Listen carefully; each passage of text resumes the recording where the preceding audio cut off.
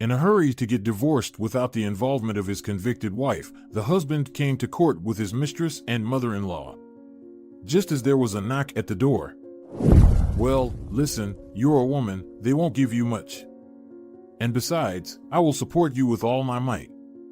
I'll send you packages, come to visit," Morgan persuaded Jennifer. "You won't even notice how it all ends." "I'm scared," she whispered. "It's prison, not a holiday home." "Jennifer, think about it yourself. Wouldn't it be better if I served the sentence?" Morgan exclaimed. "I definitely can't stand it there." Jennifer had been in the colony for 3 years, which had become, if not her second home, then certainly a familiar place. She ended up here by chance, you could say, out of her own foolishness.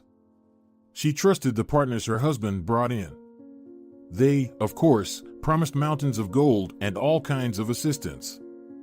"Don't worry," Jennifer Nelson, a solid man who introduced himself as Ernest, reassured her, "someone is already waiting for us to visit. You just need to submit the documents for his signature and tell him it's from me. And that's it, the deal is done. The tender will be in your favor." "But that's illegal," Jennifer was frightened. "I could go to prison." "Come on, everyone does it. You don't even have any real competitors in this tender. Just a precaution. Just in case," Ernest convinced her, and Jennifer agreed. Moreover, Morgan claimed that his former classmate, a well-connected guy who had risen high by chance, was helping them. Jennifer always blindly trusted her husband. She loved him very much. She went to sign the papers with Morgan. He was a co-founder of her firm, but only one person was allowed into the office. Jennifer went alone and passed on greetings from Ernest. All the documents were signed quickly, and a month later, their company won the tender. However, later, that very official who had signed was caught taking bribes. All deals and tenders involving him were reviewed, and then those who had won them or benefited were arrested. Jennifer had essentially fallen victim to the wheels of justice. Of course, she expected her husband to help her, but he calculated that she would receive a lighter sentence and forced her to grant a general power of attorney for managing all the company's affairs. Even her mother-in-law, with whom Jennifer had always had a strained relationship, was sweet to her this time. "Don't ruin my son," she wailed, throwing herself onto her daughter-in-law's chest. "I can't do without him here." "Of course not, Caroline," Jennifer replied. "We've already decided everything, don't worry. We'll say that Morgan had nothing to do with it. Especially since your signature is on the documents," her mother-in-law said, calming down. "There's no need to involve Morgan. You could have done without these machinations at all. And now my son has to suffer and save your business. What a shame." Jennifer had once started the business with her father, who was no longer alive. There was no one to reason with her or prevent her reckless actions. They started simply with ready-made meals, and now the company operated like a catering plant, supplying products to many schools and kindergartens. By granting the power of attorney, she hoped that Morgan would at least manage to keep her business afloat. She also harbored hopes that a good lawyer would somehow ensure her a suspended sentence. But that didn't happen. Right from the courtroom, she was taken away in handcuffs. Morgan hid his eyes. Although she had a hired attorney in court, once she ended up behind bars in the colony, any support ceased. At first, Jennifer thought it was the local administration's machinations. But a more experienced cellmate, Stephanie, explained everything to her. "Your husband just abandoned you. He's earning income and strolling around freely while you sit here at his mercy. Don't tear your soul apart, Jennifer, it's not worth it. It can't be." "Morgan loves me," Jennifer insisted. "He's just very busy, running a business and can't come." "Oh, Jennifer, how many naive girls like you have I seen?" Stephanie sighed. "They're fooling you, the men. You'll see for yourself later. But it will be too late." But for 2 years, Jennifer didn't believe it. She wrote letters and waited for visits. Then she understood. There was no point in waiting for a response, just as there was no point in expecting the promised early parole that her husband had long forgotten. In the colony, she learned a new profession as a seamstress. They made uniforms for various divisions. She spent her small earnings in the shop. Fortunately, she didn't have to compensate anyone for damages, as many did in the colony. Overall, Jennifer had a good reputation. They would have easily granted her parole, but she understood nothing about legal matters. She also had a weak idea of where to find a lawyer. So, she would have served the entire 5-year term, but then chance intervened. That summer, in the region where Jennifer was serving her sentence, an increased fire hazard was declared. Open flames were prohibited, but the drought was such that even a ray of sunlight passing through a small glass could ignite the grass. This happened regularly. The electrical wiring couldn't handle it. The old transformer near their barracks and the administration building of the colony frequently malfunctioned, causing power outages. One hot day, it caught fire altogether. The flames spread to the neighboring buildings. Most of the management was at lunch in the cafeteria at that time, so the emergency wasn't immediately reported. The inmates in Jennifer's barack took advantage of the general chaos and scattered. But she stood there, watching the fire engulf the prison administration building. Suddenly, a face twisted in horror flashed by the window. But the firefighters still hadn't arrived. They were overwhelmed with work during the hot season. Without thinking, Jennifer rushed to the nearby water intake column, soaked her t-shirt and robe, pulled one of the garments over her head to cover her face, and then yanked the door of the burning building. It was already warped from the flames. It wouldn't budge easily, but Jennifer was determined. She managed to wrench the jamb wood off its hinges. Then she dashed down the smoky corridor toward where she had seen the woman in the window. The woman had already crawled under a table and was almost out of it. Not seeing her face, Jennifer threw the soaked robe over the woman and dragged her along. The door was already engulfed in flames. As soon as they burst out of the building, it began to collapse. The saved woman squatted down and started coughing, but Jennifer stubbornly pulled her toward the column, making her wash her face. Meanwhile, the colony's warden, Michael Oswald, came running toward them with a face twisted in terror. He was waving his arms and shouting something. Then he threw his arms around Jennifer. "Save us," shouted Michael Oswald. "I'll be forever in your debt." "But I didn't do anything special," Jennifer replied before losing consciousness. She woke up in the infirmary. There, she learned that the woman she had rescued from the administration building was the warden's daughter. She had briefly stopped by to see her father at work. He had asked her to wait in his office. When the fire broke out, Charlotte, as she was called, simply couldn't orient herself and find the exit. From that moment on, Jennifer's life in the colony changed completely.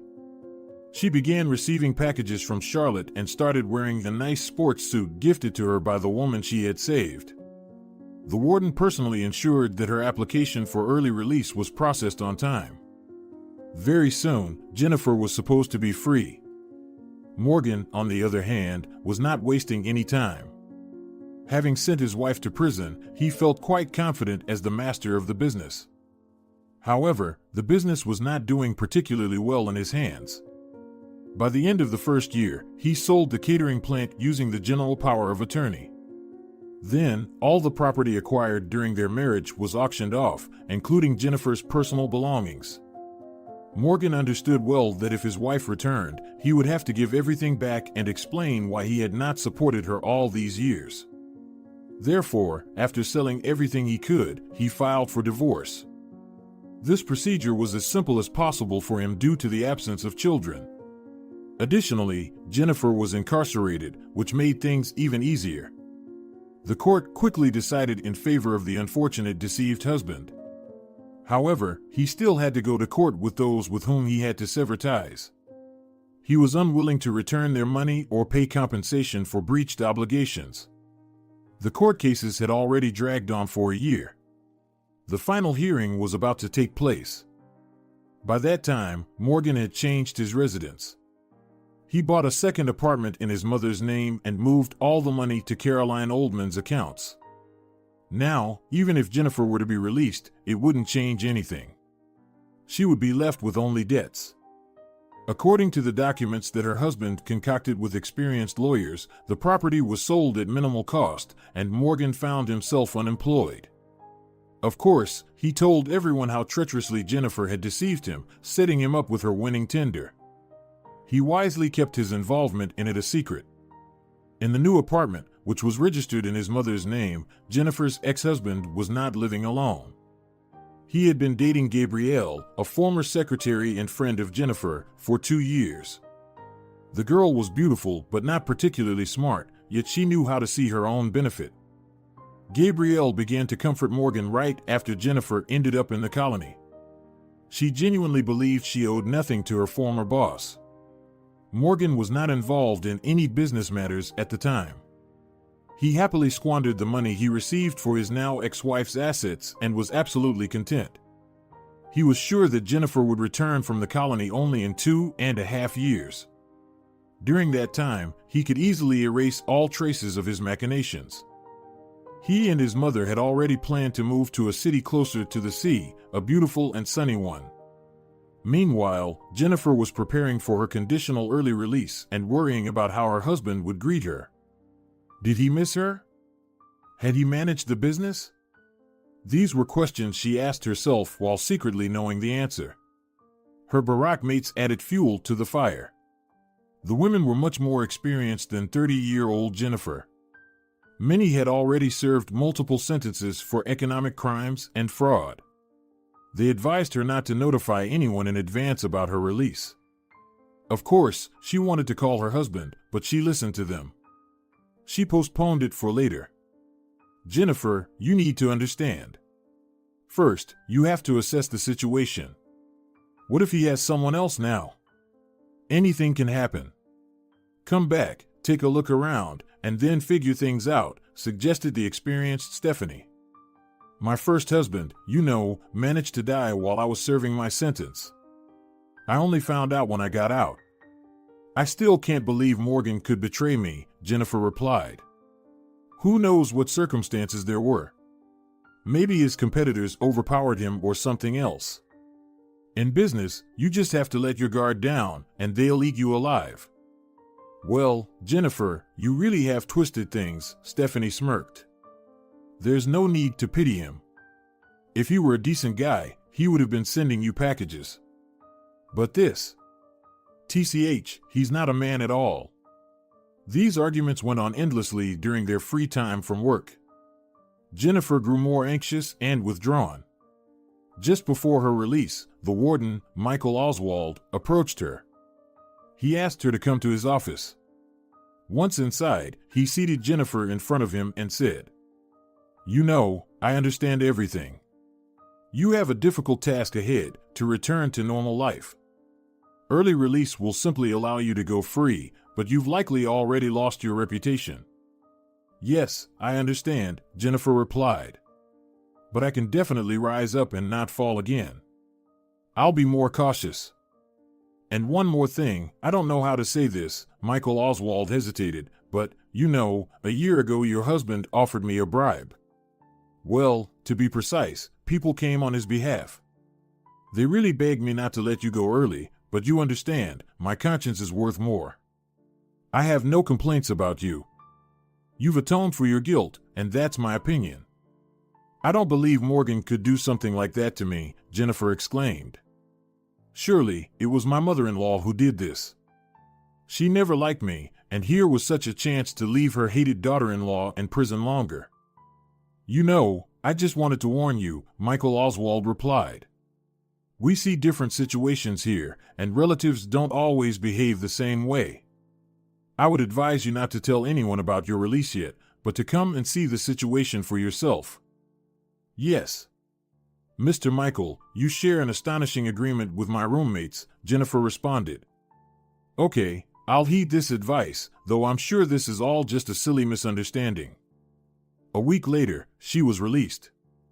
Instead of relatives and friends waiting for her at the gates of the colony, it was Charlotte, the very woman she had saved. The daughter of the warden embraced Jennifer, helped her into her car, and drove her to the station. As a farewell, she handed Jennifer an envelope filled with money. Look, now you have someone here who is always ready to help. If things get tough, come by. I'll help you however I can. Thank you, Jennifer smiled. You and your father have already done so much for me. This isn't enough to repay, sighed Charlotte. All right, go now. The train has already been announced. Be happy. They hugged once more. Jennifer knew she was heading into the unknown, but that didn't stop her, as she was certain that at home she had a place to live, a business, everything she needed for a normal, ordinary life. She hurried home from the station, dreaming of a hot shower, but instead found a locked door with a new lock. Confused, Jennifer knocked on her neighbor's door. She was a retired teacher. The woman opened the door and gasped. Jennifer, oh no. How could this happen? Morgan said you wouldn't be released for another 3 years. But you see, the apartment has been sold. What do you mean? Jennifer exclaimed. I'm the owner. Well, I asked the new owners, and they said it could be done through a general power of attorney. And Morgan hasn't lived here for 6 months. All I know is that he recently divorced you. He said that your consent as an inmate wasn't needed for that. Divorced? Wait, you must be mistaken, Jennifer said, horrified, beginning to sink to the floor. Her neighbor caught her and seated her in a chair in the hallway. And also, Jennifer, why was your Morgan here? He was expecting a summons from the court. For some reason, to this old address. He said there was a mix-up. But he didn't wait for it. They brought it later. I signed for Morgan, thinking to myself, what is he even suing for, and I don't have his phone number to ask. Can I take a look at that summons? Jennifer asked. The neighbor brought her a piece of paper that had today's date and the name of the court written on it. Jennifer knew where it was located. She realized this was her only chance to see her husband and find out everything. She dashed out, gathering her things to leave. Jennifer, wait, I have something else to say, the neighbor stopped her. Morgan has been with another woman for a long time. I used to see her with you. I think her name is Gabrielle. They've been together ever since you were arrested. He even came here with her last time. What a scoundrel. Jennifer nodded silently and rushed down the stairs. Then she sprinted to the bus stop. She arrived at the court in record time and spotted her husband with his mother and her former secretary from a distance. They had arrived early, apparently having learned the hearing date from another source. They only noticed Jennifer as they approached the door. Gabrielle immediately squealed and hid behind Morgan, who roughly asked, "What are you doing here? Did you escape from the colony? Aren't you afraid of getting arrested?" "No, sweetheart, of course not. I'm legally released." "It's a conditional early release," Jennifer smiled, hiding her pain. "And there are so many updates. It turns out you're my ex-husband now. The apartment is sold. What about the business, Morgan? Did you sell that too? What did you think, that I would sit around waiting for you?" he sneered. "Don't expect any money, it all went to cover damages. I'm still dragging myself through court. Now that you're out, it's your turn to deal with this. Let them file a lawsuit again." "How could you?" "I believed you," Jennifer sobbed. "And you didn't send me a single package all these years. I won't even mention the lawyer. And now it turns out I'm without a business, an apartment, money, and a husband. Well, thanks a lot. You might as well have served the sentence yourself." "Why would I?" the mother-in-law snapped at her daughter-in-law. "If you didn't have the brains to refuse to sign that paper Ernest slipped you, why should my son suffer? He doesn't have anything now. You can sue all you want, there's nothing to pay with. Didn't you, Caroline Oldman, become the new owner of my money?" Jennifer asked angrily, realizing she had hit the nail on the head. Her mother-in-law flushed, her ears turning pink. Just then, the other side of the case arrived. Seeing Jennifer, they were quite surprised. The lawyer ran to consult with the judge. Then Jennifer was called inside and a pass was issued in her name. They all entered the courtroom. There, Jennifer could no longer contain herself. She stood and listened to her former partners, whom her husband had deceived and abandoned without compensation. She wished she could sink into the ground out of embarrassment. Then it was her turn to speak.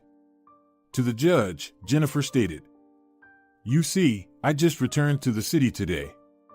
Yes, from a correctional facility, although I still consider my sentence unfair. But my punishment has been served. And here I learned that my husband has been an ex for almost 3 years, that my apartment and other property are gone. Yes, I'm temporarily removed from there. I might be able to recover something, but why ruin the lives of the people who honestly bought that property?" Jennifer wiped her tears away. "Let's get to the point," the judge requested. "This isn't a psychological support service."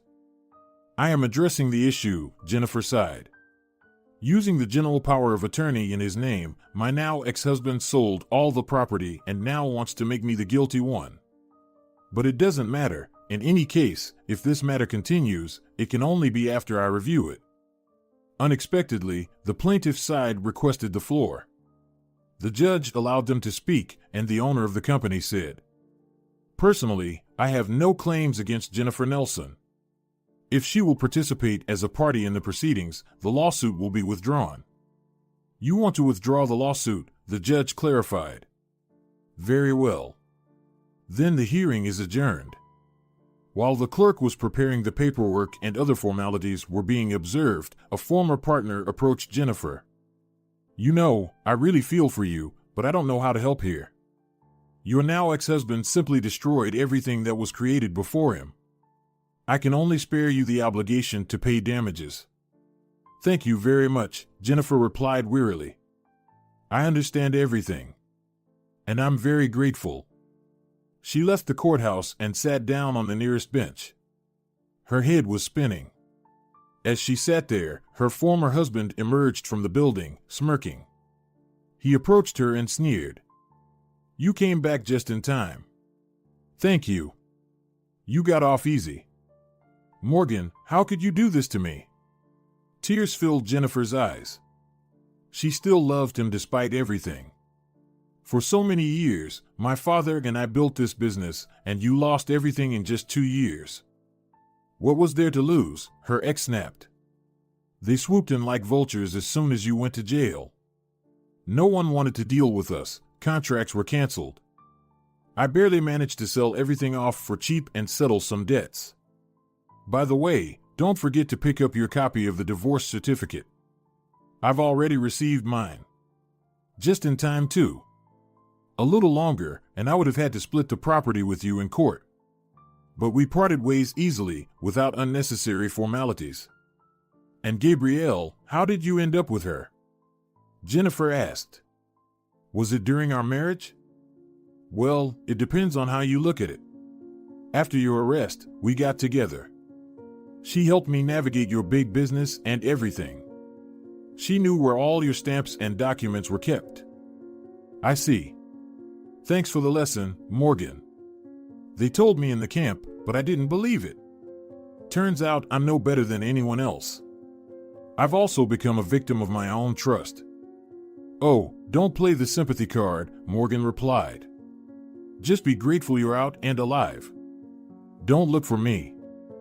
Definitely not at that old address. You deal with the apartment yourself, whether to move back in or not. The buyers know there's someone temporarily registered there. They won't be surprised. I even gave them a good discount for all the inconvenience. But that's my apartment. My premarital property." Jennifer shouted. "How could you sell it?"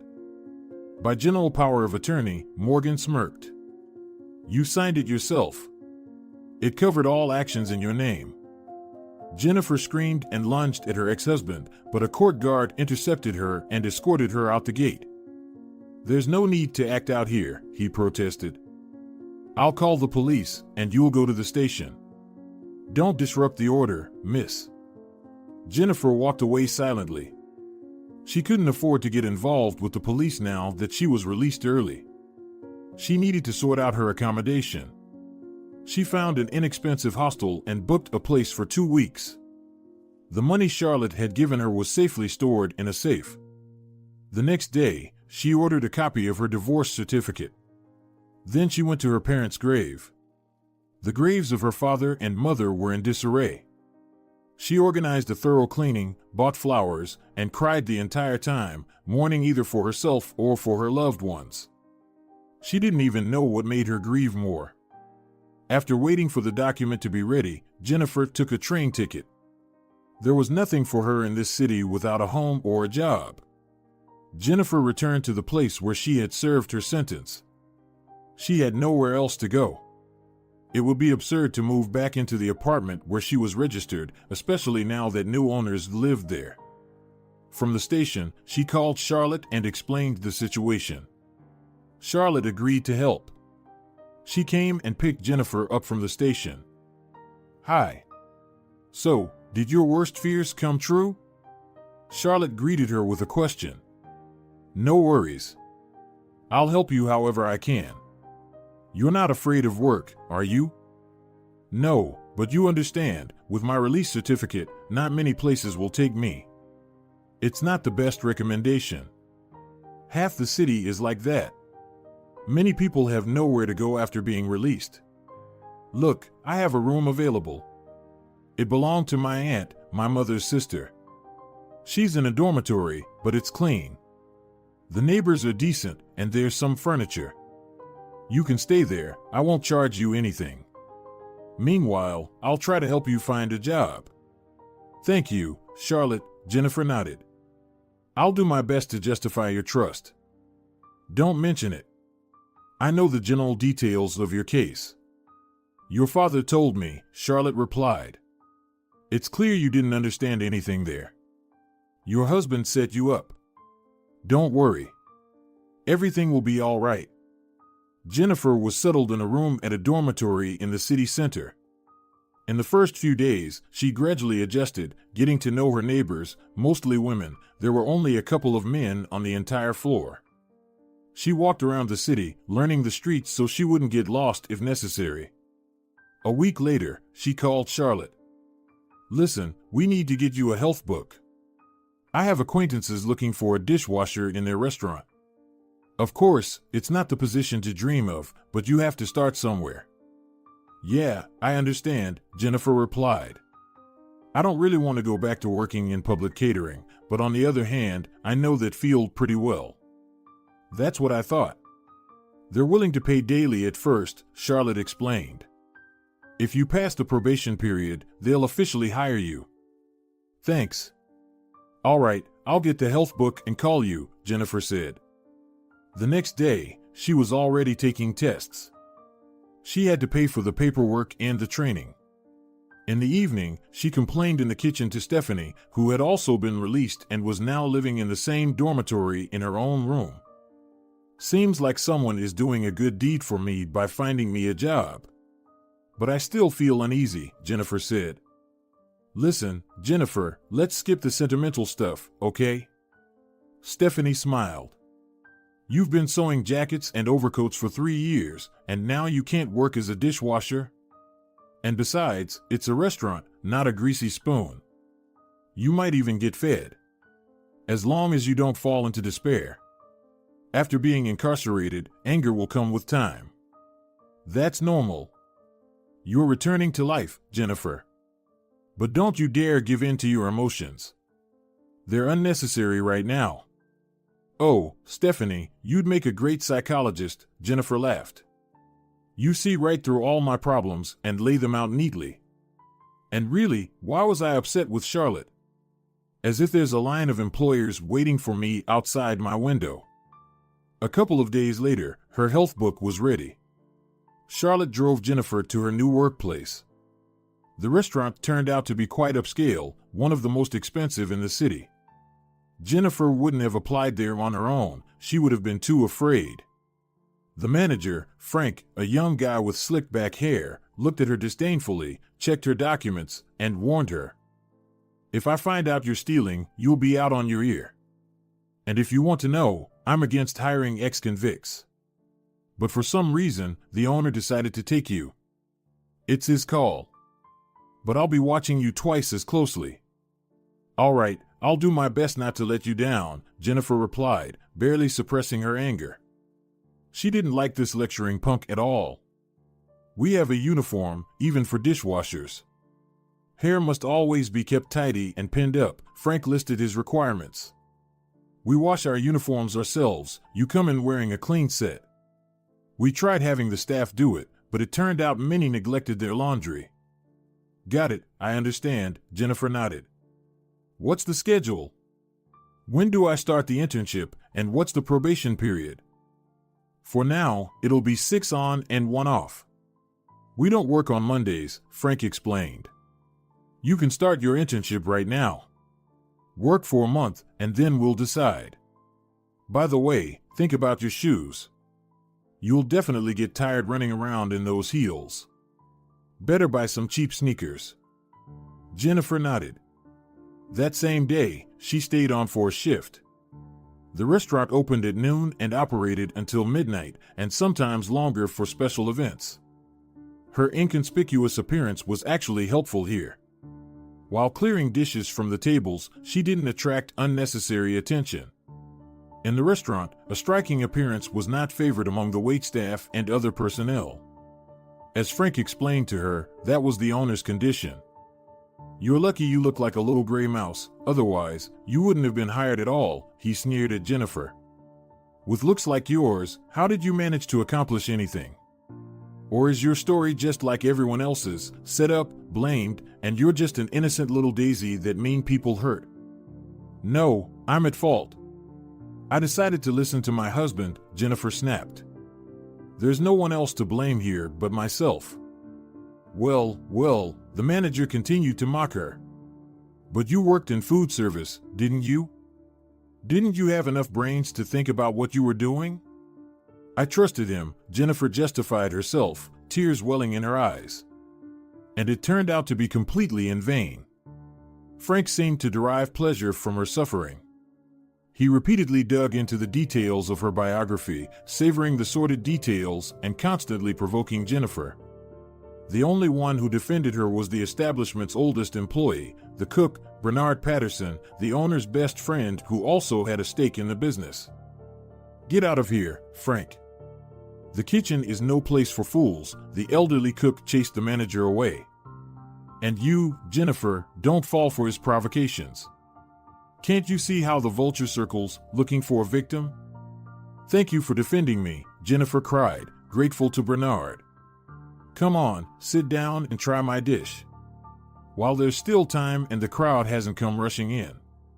Later, there won't be a chance. Jennifer quickly found common ground with Bernard Patterson. By the end of her probation period, they had almost become friends. And after 6 months, the elderly cook was already calling her his daughter and doing everything he could to help and protect her. That's when Jennifer learned his story, which Frank also recounted to shame her. What, you've charmed our culinary genius, the manager scoffed. What a clever girl. But I still don't trust you. Remember that. Well, am I supposed to avoid talking to people because you're watching? Jennifer protested. Be careful not to trip yourself. Be careful with that old man. Who knows what might cross his mind, Frank remarked. 10 years ago, he lost his entire family in a car accident. His wife, daughter, and grandson. Bernard was driving and was found guilty in that accident. He also served a sentence. Ever since then, he's been withdrawn, but he's taken a liking to you. Just don't pry into his past, and anyway, I seem to have said too much.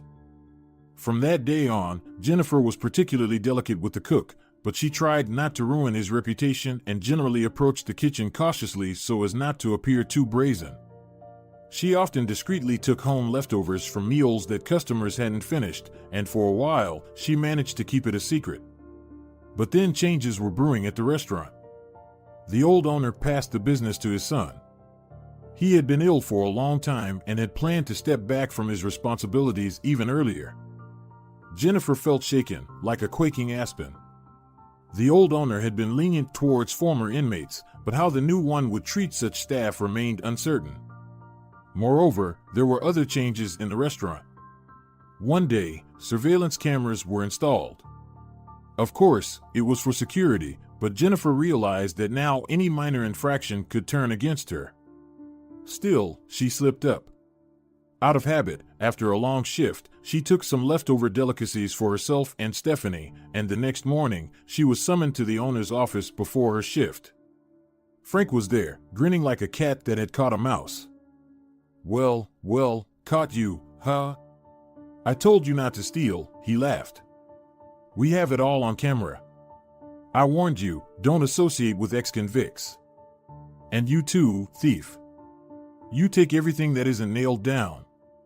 Actually, I only took scraps that were supposed to be thrown away. Or didn't your cameras catch that? Jennifer inquired. And yes, I'm an ex-convict, so what? I'm not a killer or a thief, I'm just a person who got set up. Well, then you'll be heading back to the colony. Let's see how you sing there, Frank smirked. As if we have no other problems in the restaurant, Jennifer snapped. Like the double bookkeeping and your, Frank, schemes. I've been in food service since I was 16, starting with my father. You think I can't recognize manipulation with invoices? I've kept quiet until now. I didn't want to get fired, but now that everything has turned out like this, you're going down with me. What's this about the invoices? The new owner, who introduced himself as Jonathan, asked. I haven't really looked into it yet. Let me show you the paperwork, Jennifer offered. Jonathan rummaged through his desk and handed her a stack of printed reports, apologizing, the rest is on the computer. I didn't have time to print everything, though my father always valued paper documentation. And rightly so. It's easier to spot every mistake here, Jennifer smiled, took a pencil from the desk, and began making notes. After an hour, Frank's list of transgressions could lead to a hefty prison sentence. The administrator stood pale as a ghost, while the new owner and Jennifer reviewed the reports. The restaurant didn't open that day. Instead, the police were called. Huge shortages and manipulations came to light. Frank left for questioning straight from his workplace. The new owner wanted to take the matter to court, and Jennifer said, "This man has been deceiving my father for years, and he started with us as a simple waiter. Thank you for not being afraid to speak out against him. I don't even know how to tell my father now." Well, how could you stay silent? I didn't even suspect the scale of it, Jennifer replied. Jonathan, what will happen to the restaurant now? Who will manage it? How are we going to open tomorrow? Well, you will, Jennifer Nelson. Right now, the accountant will prepare an order. You know she's juggling both the bookkeeping and administrative tasks. It's time for you to work in your specialty. I see you have experience and a desire to do something good, he answered. Of course, I won't refuse. Just keep in mind that you're hiring a manager without a degree, and right now, apart from my passport, employment record, and medical certificate, I have no other documents. That's all right. But we will need to address your clothing and appearance. You can't look like that at your position. I'll ask my fiancée, she can help you with that. The employer will cover all costs, Jonathan smiled. Consider this my gratitude for your help today. He really made a couple of calls, and in half an hour, a bright red-haired girl with long crimson nails and a leopard print dress burst into the office. What's the rush, Jonathan? Who do we need to dress up here? I don't understand anything at all. Here's the girl. Tomorrow she needs to look like the administrator of a luxury restaurant and match our status. Can you handle it? Jonathan explained to Jennifer. This is Georgia, my fiancée. A designer and stylist. Jennifer could only nod in shock. She suddenly pictured Georgia dressing her in leopard print. But Georgia knew her stuff. After looking Jennifer over, she said to Jonathan, Give me the money. First, we'll go to the salon, then shopping. There's a lot of work to be done. Did someone cut her hair with a lawnmower? What's with the mouse-colored hair? Where's the makeup? All right, let's go, Shabby, we'll make a person out of you. Until late in the evening, Jennifer was with Georgia. They cut her hair, dyed it, tried on shoes and suits. Jennifer felt like a mannequin being tailored to fit certain standards. But there was no turning back. She also missed shopping, her fashionable looks, and high-heeled shoes. After all, they used to be part of her image. In big business, you had to look expensive and stylish. After finishing with her makeover, Georgia suggested, "Well, I think I might have overdone it a bit. It's scary to leave Jonathan alone with you now. How about we hit a bar and celebrate?" "No, thanks," Jennifer replied. "I have to work tomorrow. I need to be in shape." "Well, look at you," Georgia smirked. "You turned out to be quite the vixen, with character. Just don't look at Jonathan, he's mine, and you're not his type." "Believe me, I wasn't planning to," Jennifer smiled. "I just got divorced. I'm not really in the mood to start new romances. I know women like you. 1 minute, and you're married again. You all act so poor and miserable, and men fall for it." At home, as she unlocked the door to her dorm room, Jennifer nearly scared Stephanie. The older woman didn't recognize her former Barack roommate in this slim, stylish brunette with a strict bob and screamed from the hallway, "Hey, who are you? What are you doing messing with the lock?" She charged at Jennifer with her fists raised. After they laughed and cleared up the misunderstanding, Jennifer twirled in front of the mirror. She looked stunning. Even Stephanie admitted it. Jennifer said, "Listen, enough with the moping around at home. Come work with us as a dishwasher. You have a health book. You clean at the store. And with the staff changes, we need a new dishwasher." "Yeah, and maybe I'll end up the restaurant manager," Stephanie laughed. They discussed the events of this unusual and very long day for a while before heading off to their separate rooms. The next day, both women went to work. The security guard at the restaurant didn't recognize Jennifer right away either. But Jonathan was the most astonished. "But you're a completely different person," he exclaimed. "Wow, women really know how to change." Jennifer just smiled. With her new image, her former confidence returned. Until nightfall, she greeted guests with a broad smile, overseeing the staff's work, and Stephanie immediately charmed Bernard Patterson. They got along easily. Unexpectedly, Jennifer thought about how much she missed the times when she was a businesswoman. Returning home with her friend in the evening, they discussed this topic. "You know, I'll work for a while, then I'll try to get my business back or start anew. I'm sure my mother-in-law led my husband astray. She never liked me from the beginning. She always tried to set me up or undermine me. Morgan would never have dared to do that." "Don't make him out to be an innocent lamb," Stephanie retorted. "Your Morgan understood everything perfectly. He demonstrated his indifference to you for so long. Do you still love him or something?" "I don't know, Stephanie." "Maybe you're right," Jennifer pondered. "So what should I do now?" "Live your life and be happy that things turned out this way. There are many good people around. I'm almost 50, and I'm happy with each new day, with work, and with the people around me. Because freedom makes everything taste sharper." Putting her plans on hold, Jennifer actively engaged in the restaurant work. 6 months later, she moved out of her room. Now she and Stephanie were renting an apartment together closer to work. But Jennifer understood that it wouldn't last long. Her friend suddenly found herself in a whirlwind romance with the cook. It was heading toward marriage, and her future husband insisted that his beloved move into his house. Jennifer had fully settled into her new position. She got along great with Jonathan, easily finding common ground, which annoyed Georgia greatly. She constantly threatened Jennifer with retribution if she didn't stop trying to steal her fiancé. But Jennifer wasn't afraid. She was once again a confident woman who feared nothing, armed with experience and a wealth of knowledge that had cost her dearly. One day, on her way to the restaurant, Jennifer noticed a 7-year-old boy rummaging through the garbage bins nearby.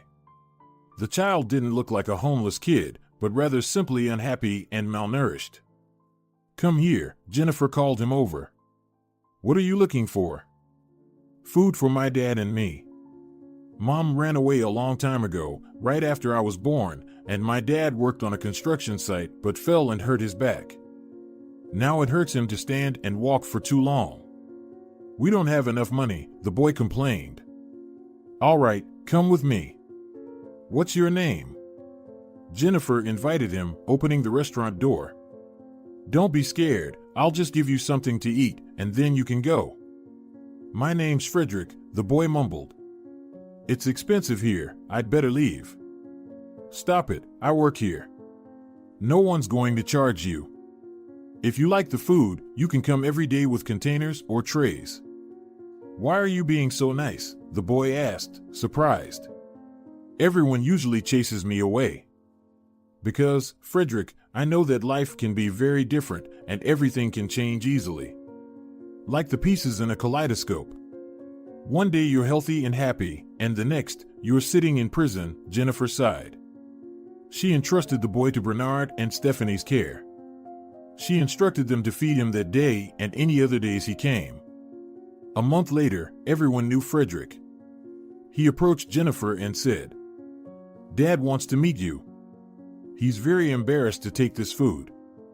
All right, on my day off, I'll come to visit, Jennifer smiled. Just give me your address, and I'll definitely come by. The next Monday, she actually did go. Frederick opened the door dressed unusually smartly, in a white shirt and dress pants. Well, look at you, little gentleman. Jennifer smiled. Where's your dad? Oh, I'm right here, a voice called out. Leaning on a cane in the doorway stood a young man. Jennifer gasped. There can't be such coincidences. What do you mean? The father asked her. Let's get acquainted. My name is Nicholas. Very nice to meet you, Jennifer. Excuse me, but may I take your picture? It's very important, she exclaimed excitedly. Well, if it's that important, go ahead and take your shot. Jennifer stayed for a visit until evening. The next day, she arrived at the restaurant early to have time to talk with Jonathan. She showed him the photo and asked who was in it. Well, it's me. But I look a bit older for some reason, and the outfit is strange, the interior too. What's this about? Some new photo editing program? Cool. I should show it to Georgia. No, Jonathan, there's something different about it. This is a real person. And he looks just like you. I don't believe in coincidences like this. Well, fine. Maybe he's my doppelganger. I don't know. I could show my parents. Let's see what they say, Jonathan replied. He got ready and left. An hour later, he called Jennifer. We're not opening today. I'll send a car for you. Jennifer was taken to Jonathan's parents' house. Finally, she saw the first director and owner of the restaurant who wasn't afraid to vouch for ex-convicts. But the biggest shock was meeting Jonathan's mother. The woman rushed to Jennifer in tears. Please, tell me where you saw this man. I really need to know. Well, if it's important, I'll give you the address. But do you know why he looks so much like Jonathan? Jennifer asked the question that had been bothering her since yesterday. It's just unreal. There can't be such coincidences. But keep in mind, Nicholas is ill right now. He has a back injury, walks with difficulty, and is raising his son alone. Even more reason he needs our help, the woman, introducing herself as Miriam Phillips, cried out. Ernest, we're going there. Miriam, wait, not so fast, smiled an elderly, weary man from the chair. I think people should be prepared for this joyful occasion. What's happening? Jennifer and Jonathan exclaimed in unison. Well, 30 years ago, I gave birth to twins, Miriam began her story. They performed a C-section. The delivery was difficult. I don't remember much, just the contractions and then a blackout. But they only showed me one boy. They told me the other one didn't survive. My husband and I mourned that tragedy and began raising our Jonathan. But it turns out my second son has been alive all this time. Wow, what a story, Jonathan could only stammer. Mom, we really need to hurry. But we're still going to do a DNA test. You never know, there can be some miraculous coincidences. But Miriam was no longer listening to her son. She was shouting into the phone at the driver, demanding that he bring the car to the gates immediately. Then everyone loaded up and headed to Nicholas's address. Miriam was delighted at how whimsically people's fates unfolded. For instance, her grandson ended up in the restaurant by chance, leading them to his father. The meeting of the newfound relatives was emotional. Nicholas and Frederick were slightly overwhelmed by all the attention, especially by the resemblance of the twins. Then came the preparations. Miriam Phillips categorically refused to leave her son and grandson in such conditions. They all went to Jonathan's parents' house, where Jennifer was now also a welcome guest. A week later, the results of the DNA test were revealed. Jonathan and Nicholas were indeed twins. The parents immediately wanted to give the second son a share in the property and business. Nicholas was scheduled for surgery at the best clinic in the area, and his mother stayed close to her grandson Frederick, who was very worried about his dad. Jonathan didn't feel jealous, he was happy about having a brother. Nicholas unexpectedly asked for Jennifer to be brought to him, and his request was promptly fulfilled. "Thank you," he smiled from his hospital bed. "A completely new life has begun for me. And it all started because you just showed compassion for a son looking for food in a garbage bin." "Well, you definitely don't need to do that anymore," Jennifer nodded. "Are you married?" Nicholas suddenly asked. "I wouldn't want to take someone's good woman. But I'd have to do that if need be. I really like you. Why don't you focus on getting better first, and we can go on a date later?" Jennifer smiled. That same evening, Jonathan confessed his feelings for her. Jennifer shuddered at the thought of George's reaction to this revelation and asked, "Did you and your brother conspire or something? One is asking me out, and the other is confessing his love." "What, did Nicholas beat me to it?" Jonathan laughed. "Stealing girls from brothers is the last thing I'd do." "All right, I'll let it be. You two have fun.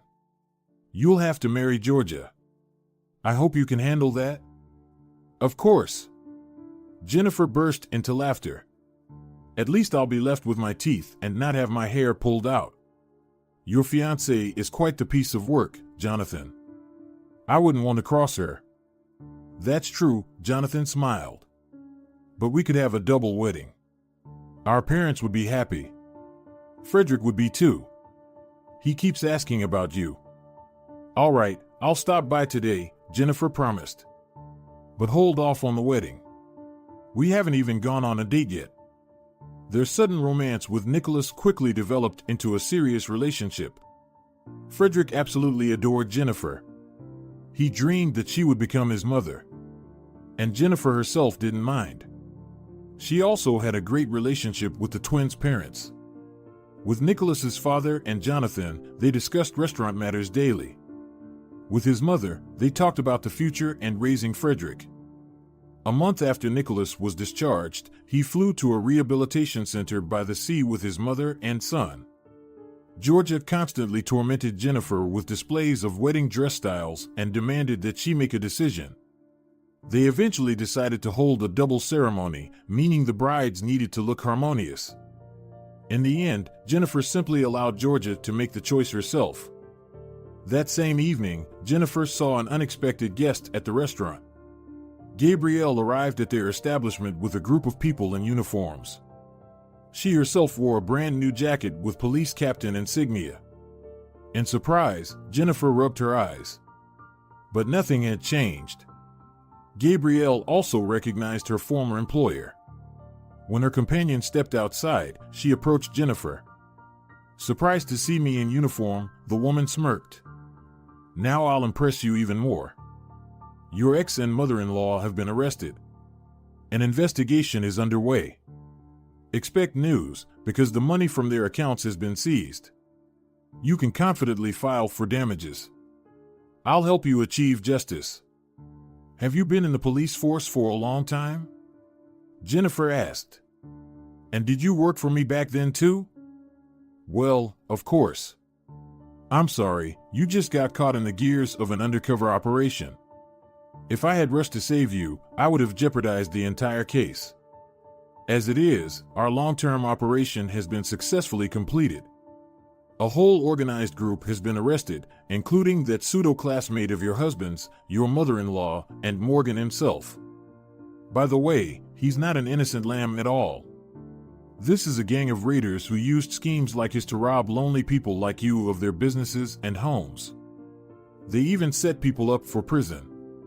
And how many of us are there? Jennifer asked in a subdued voice. If I'm not the first. There are at least 3 victims in the case, Gabrielle reported. Give me your contact information, address, and phone number. I'll pass it on to the investigator, and he will call you. Listen, I can't promise that there will be rehabilitation in your case, but the chances for compensation are pretty good. We caught them just before they were about to flee abroad. The criminals had sold off all their assets and were preparing to take the money out. And now their accounts are frozen. Wow, Gabrielle. Jennifer laughed. I thought I was just working with a pretty, dim-witted secretary. You know, if they gave out awards for that role, I'd definitely win one. Gabrielle smiled thoughtfully. For now, all I have is a certificate of honor and another title. That evening, Jennifer shared this news with Nicholas over the phone. A week later, she was answering questions from an investigator sent from the capital. Her regional authorities didn't trust the case to anyone locally. The gang was just too large, and its interests extended far beyond the region. A month later, Nicholas's rehabilitation ended. He returned from vacation with his mother and son, no longer limping and even without the cane he had relied on for walking. Frederick brought Jennifer a bunch of souvenirs from the seaside, various pebbles and shells, and she suddenly realized how much she missed the boy, who had never known a mother's affection. Another month later, there was a lavish wedding for the twins and their brides. Of course, Stephanie was Jennifer's maid of honor. She was happy and blushing. She had recently gotten married herself. Now she and Bernard were attending a foster parenting school, preparing to adopt a child from an orphanage. After their wedding celebration, Jennifer and Nicholas moved in with Frederick in Nicholas's parents' house. The older generation of the family was very pleased with this arrangement. Jennifer continued to work in the business, now representing the family. Soon, there was supposed to be a trial for her ex-husband and mother-in-law. She decided not to attend and hired a lawyer. The reason for this decision was entirely justified. Jennifer and Nicholas had learned that they were expecting a baby. The future mother was starting to suffer from morning sickness. Frederick was excitedly wondering whether he would have a little brother or